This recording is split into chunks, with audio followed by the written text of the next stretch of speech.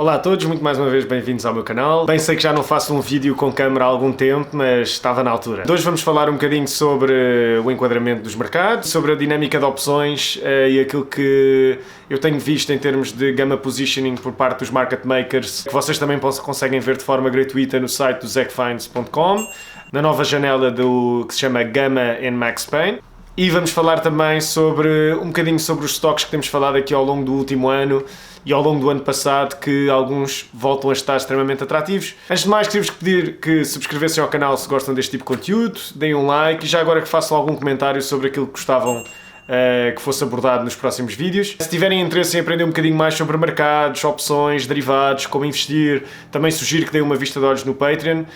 Têm sido mais de 50 pessoas inscritas já há mais de praticamente um ano. Deem uma vista de olhos no link abaixo. Em relação então aos mercados, ao início de julho falámos sobre uma possibilidade de um squeeze. Foi comentado por um subscritor que se calhar o meu tom no início de julho já não estava tão negativo como vinha a ser desde novembro.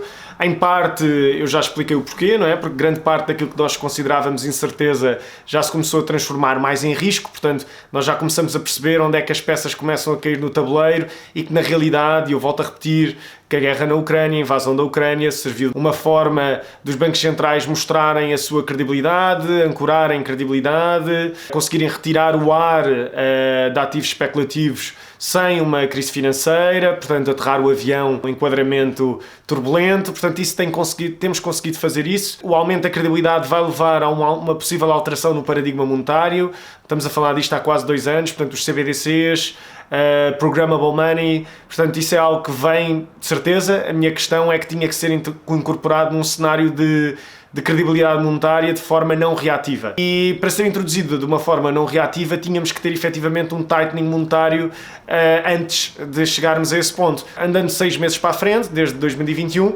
começamos a ver este tightening monetário a aparecer, a conversa de normalização das taxas de juros e do balanço, num cenário de inflação elevada, que também era algo que tínhamos visto o ano passado, mas neste momento uma grande parte daquilo que foram os drivers de inflação o ano passado, na minha opinião, começam a ser retirados do sistema por aquilo que a nossa economia faz melhor, não é? Que é concentrar o dinheiro no top 1%. Eu acho que a tendência vai ser essa, o funil invertido quase nesta economia que retira o excesso de poupanças das classes média e das classes mais baixas começa a subir para 1%.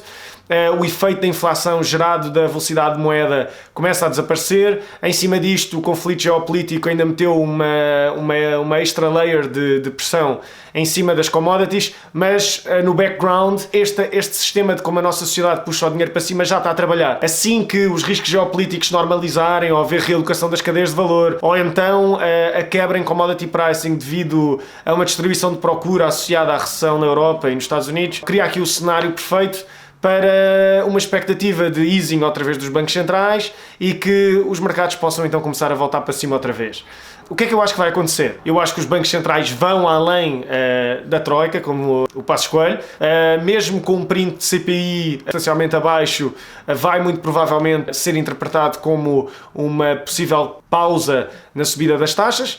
Eu acho que o caminho de tightening do ponto de vista das taxas de juros vai continuar a ser exatamente esse, tightening, sendo que o balanço muito provavelmente vai levar ali um pé no travão. Portanto, a minha opinião é que provavelmente ainda podemos ver mais uma leg down, as coisas já começam a ser substancialmente mais atrativas. Em relação à situação atual e às dinâmicas de opções, o mercado neste momento, com o rally que basicamente começou na última Fed Meeting e as expectativas de quebra de inflação, na minha opinião, foi alavancado ou foi propulsionado por dinâmicas de opções, neste caso um gamma squeeze.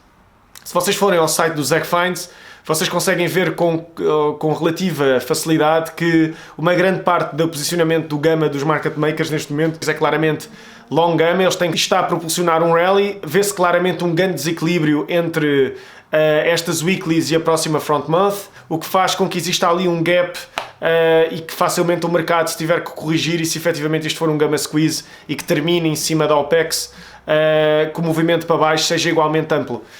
Portanto, eu, na minha opinião, continuo a achar que pode haver mais uma leg down, mas que do ponto de vista de longo prazo, em termos de oportunidade, há muitas ações que fazem sentido. Volto a mencionar então a Autodesk, É uma empresa que está posicionada, já tínhamos falado sobre ela o ano passado e sobre o posicionamento dela na parte ou na relevância do consumo energético, no aumento da eficiência de consumo, através de uma redução de peso, por exemplo, dos veículos ou de usar machine learning para melhor posicionar edifícios do ponto de vista da exposição solar e dos materiais para isolamento térmico, que são uma das grandes componentes de emissão de CO2 e de consumo de energia. Existe claramente muita coisa que pode ser feita nesta vertente de forma a poupar energia e reduzir a pegada de CO2, mas existe também uma grande vertente na otimização da utilização de recursos, porque uma redução de peso para criar uma peça com generative design que leve a um aumento de eficiência também leva a uma redução também nos recursos consumidos. Portanto, a Autodesk é uma empresa completamente do futuro,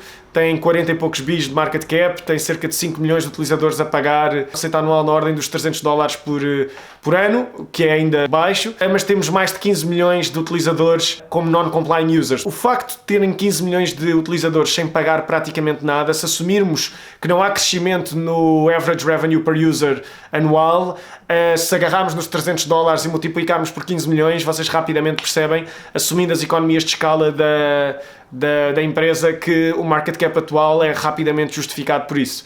Ao mesmo tempo, vocês podem questionar, então, e porque é que a empresa não se esforça mais nessa conversão? Nós já falámos sobre isso. Essa conversão, se for forçada, abre espaço aos concorrentes. Numa altura em que as taxas de juro estão baixas, as empresas não se podem dar ao luxo de encostar non-compliant users à parede, porque rapidamente eles são forçados para a concorrência. Portanto, numa altura em que a taxa de juros começa a subir e muitos dos concorrentes que estavam a aparecer no mercado começam a ficar com a corda no pescoço associado ao aumento do custo de capital, empresas como a Autodesk, que tinham se calhar muita erva daninha a nascer à volta, começam outra vez a isolar-se na liderança.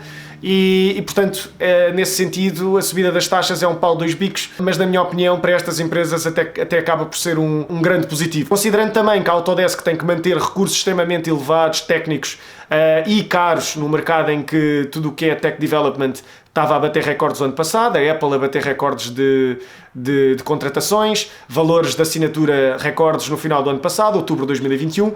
Neste momento a conversa já é outra, não é? Portanto, neste momento a conversa é a grande parte das Big Techs a começarem a fazer layoffs.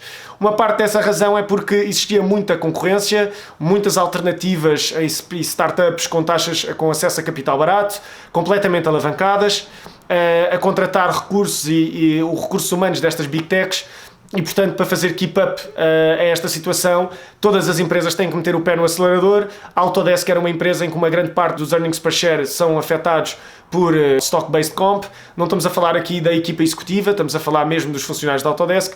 Isto é algo que muito provavelmente vai reduzir neste momento, com um abrandamento no mercado de trabalho no segmento tecnológico. Quem fala da Autodesk fala de empresas como o Match, como a que falei no final do ano passado, como o Bumble. São empresas que também não podem apertar o customer experience ou não podem tentar forçar os premium nos utilizadores sem perder espaço para a concorrência e, portanto, nesta altura em que as taxas de juros começam a subir, estas empresas podem começar então a fazer mais uso do seu pricing power, porque os concorrentes acabam por ficar em situações complicadas e muito provavelmente até vai levar aqui a um cenário de consolidação. Por outro lado, CD Projekt Red, Take-Two, o próprio relatório da AMD que mostra uma quebra no consumo de placas gráficas associadas ao gaming, acaba por vir um bocadinho em linha com aquilo que tem sido o influxo de placas gráficas no mercado usado. E na minha opinião é em parte porque os gamers estão a ir ao mercado secundário comprar placas com 30, 40%. E vocês perguntam, bem, então e esta subida? Na minha opinião esta subida está a ser acima de tudo catapultada por Gamma Flows, Vanish Arm Flows. Se vocês derem uma vista de olhos na página da OCC dos top tickers em termos de opções transacionadas, AMD, Nvidia, Apple, Tesla estão sempre no top 10. E eu acho que estes stocks acabam por estar extremamente sensíveis a estes Vanish Arm Flows e Gamma Squeezes que temos falado aqui no canal já há mais de 2 anos. E pronto, em relação à Intel, claramente o último relatório não foi em linha com o que nós estávamos à espera. Sabemos que o hardware tem muito potencial, os drivers estão por desenvolver, mas eu acho que a história repete-se. Se nós olharmos para a AMD em 2014, a conversa era a mesma, ou até pré-2014, em que basicamente a Nvidia, ao não fazer o outsourcing do desenvolvimento de drivers, acabou por ganhar uma posição de liderança no mercado, porque ao desenvolver os próprios drivers e não fazer outsourcing, acabou por levar a uma otimização, portanto 2 placas gráficas com a mesma potência, uma da AMD e uma da Nvidia. Em 2014 basicamente a Nvidia batia numa grande parte dos jogos por causa das parcerias que tinha com as empresas de jogos para otimizar os drivers das suas placas. Neste momento a Intel vai fazer o mesmo e vai começar a trabalhar nestes drivers, portanto o potencial está lá. Falamos aqui numa empresa que tem grandes planos de investimento em CAPEX, vai afetar de uma forma extremamente negativa o cash flow, mas tendo em conta a dimensão e o size do mercado de GPUs, que claramente propulsionaram a Nvidia para 800 bis o ano passado, a Intel neste momento com market cap de 140 bis, inferior à AMD, eu acho que uma execução bem feita na parte dos GPUs, a Intel pode ganhar aqui um escape velocity e, portanto, continuo a achar que é um bom stock. Isto não é nenhuma recomendação de investimento, eu hei de voltar então agora aos stocks do mês. Portanto, acho que já mencionei aqui alguns. A Interactive Brokers continua a ser um stock também resiliente, algo que na minha opinião faz sentido. Take-Two, CD Projekt. Vou fazer um vídeo mais uma vez com o Guilherme da Newzoo para abordarmos esta questão do gaming. Até empresas como Unity, Netflix, que na minha opinião houve claramente ali um martelanço da guidance de forma a minimizar o preço e começar a executar buybacks. Vamos lá ver o seguinte: os buybacks neste momento que estão aprovados pelas boards e que estão agora a entrar no mercado com valuations muito inferiores às do ano passado, vão ter um efeito sustentável a longo prazo nos mercados que de outra forma não teria o mesmo nível de eficiência, não é? Para termos uma noção, a Netflix tinha um plano de buybacks na ordem dos 5 bis, no final do ano passado comprava menos de 1% do float da Netflix e neste momento 5 bis de buybacks aprovados pela board da Netflix compram cerca de 3% ou 2,5%. Portanto, do ponto de vista da sustentabilidade do mercado, do ponto de vista das valuations, lembrem-se, se estas empresas estão a comprar ações próprias, o float reduz, o número de ações pelo qual são divididos os EPS e as revenues são inferiores e, consequentemente, vemos aqui um boost que podemos chamar artificial, mas que na prática é sustentado pela compra de ações, a tudo o que é múltiplos de mercado. Espera-se que este ano haja cerca de $1 trilhão de dólares em buybacks. Portanto, estes buybacks vão acabar por vir numa altura em que os mercados batem quase pré-Covid. Em muitas empresas estamos até em valores muito inferiores a pré-Covid, nomeadamente growth stocks, que acabaram por ser mais afetados pela uma subida das taxas de juros. Mas bem, não me vou alongar mais neste vídeo. Se quiserem, deem uma vista de olhos no Patreon. O único problema ali é que já tem mais de 60 horas ou 50 horas de conteúdo, entre aulas de opções, aulas de mercado, TWS, expectativas de mercado, interpretações de empresas, dúvidas. Mas uma grande parte dos vídeos não estão tagados, portanto vai haver aqui algum trabalho a tagar os vídeos de forma a vocês conseguirem ir ao Patreon, escolher os vídeos, o que é que querem aprender e basicamente escolher exatamente o que é que querem, porque na prática temos lá mais de 6 ou 9 horas de aulas sobre opções, em que basicamente explico do início ao fim tudo o que tem que ver com opções. Portanto, deem uma vista de olhos e pronto, considerem subscrever e vemos no próximo vídeo.